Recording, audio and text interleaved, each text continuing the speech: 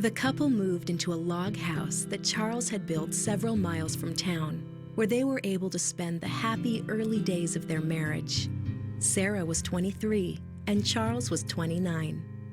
Her parents gave her a saddle, bridle, martingale, and a good riding horse for a wedding gift. And Charles had a good horse and rig for driving. Thus, they drove every Sunday to hear the prophet speak. Charles and Sarah's happy beginnings were soon disturbed by rumors and trouble in the summer of 1838.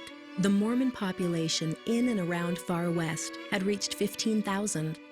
They'd established their farmlands, and they were close to actually controlling the politics of the state through their block vote. Prejudice and jealousy soon built up to a crescendo of hate and fanned the flames of violence. My husband and I talked over the matter, and he seemed to realize that the time was coming when we would be separated from each other in the midst of our worst trouble.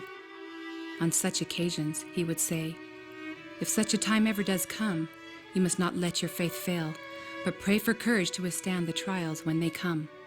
Sarah DeArmond P. Rich.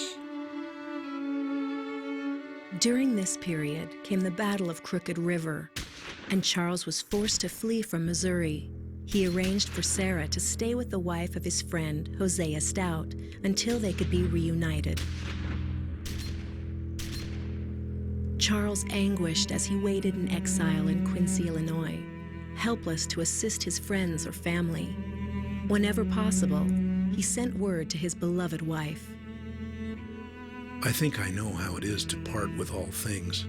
So did the ancient saints.